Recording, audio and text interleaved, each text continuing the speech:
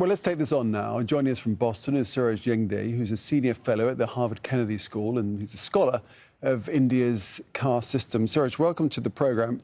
Can you tell us a bit more about what's happening here? We have two terrible crimes that have been committed, bad enough in their own right, but it's all amplified because of the caste issue.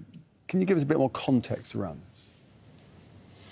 Thank you, Nick. What we have seen in this incident is the assault that was committed upon two Indian women had a particular layer that made it more violent, more acceptable, and more probable to get an impunity, which was their caste. Both of these women belong to the Dalit caste, which has been the most marginalized community for over 3,500 years. And I think the practice of inflicting caste violence through rape and other forms of gory attacks is to subjugate the condition of Dalits to a permanent subhuman level. Can we draw parallels, do you think, with the Black Lives Matter movement and the cause that millions have got behind?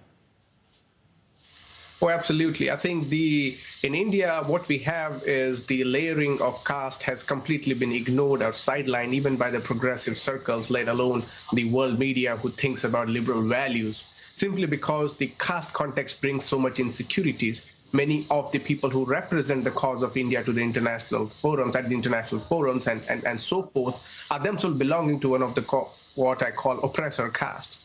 And within in the Black Lives Matter movement, the white supremacy was held as a lens to critique.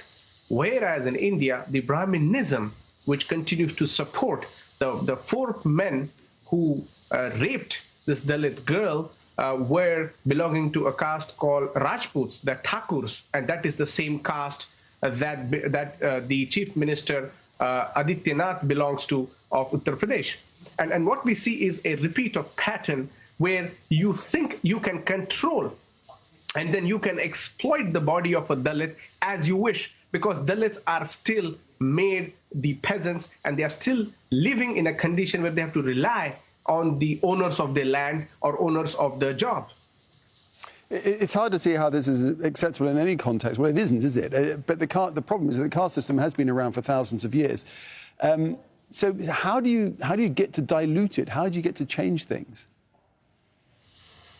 I think, what we need to do is we need to now strengthen the communities. We can't rely on the benevolence of the dominant caste, and that's never going to work out. And the world revolutions happened. We fought colonization, not upon the benevolence of the oppressor, but we took the responsibilities upon ourselves. And I think it is about time that the world community recognizes the cries of Dalit. And as recent as a data of 2019 shows, 10 Dalit women are raped every day. Now, Nick, I just want you all to digest that. It's not a country that is safe for any woman, more so for a Dalit woman, because she lives in a condition that marginalizes her and disadvantages her at every level of her life, be it being her not only gender, not only being a caste, but also her class and the spatial location where she is based. Now, this adds into what we see a form of nasty, a slow genocidal tendency that happens upon Dalits. And I think it's upon the Dalits that we have to see how human rights are framed and how new policies that we have to imagine have to go through the humanity of those most vulnerable, poor, oppressed Dalits. Right, extraordinary, shocking figures that you're talking about there. You say that the world community needs to stand up and take notice and get something done. But what about the national government? What about the Indian government? The Prime Minister Narendra Modi has said that the strictest action will be taken, but many accuse Modi's Hindu nationalist government of not protecting these marginalised sections of society. Well, absolutely. You see now the Modi represents a certain ideology that wants to establish a Hindu Rashtra, a Hindu nation. And Hindu nation means subjugation of Dalits to the untouchable status. There is no Hindu nation without an untouchables. There is no equality. If we look before 1950s, a legal doctrine was yet to keep Dalits into subhuman level. So when they try to paint a picture of Muslim as an aggressor, as an assaulter, what they want to hide is that the condition of Dalits which is apt to the level of they want to have a free slaves to work under them. And that's why they have created this whole regime of trying to out Muslims, which then again, of course, get to receive the flack for their own being Muslim. But here in the Dalit sense is Dalits are also Hindus. How do you then justify this? And no nationalist, no Hindu bandwagon have even condemned this to say that this was a Hindu. And by the way, the girl who was raped, gang raped, was a Hindu herself. Her parents were saying they wanted to do the last rites with the Hindu ritual.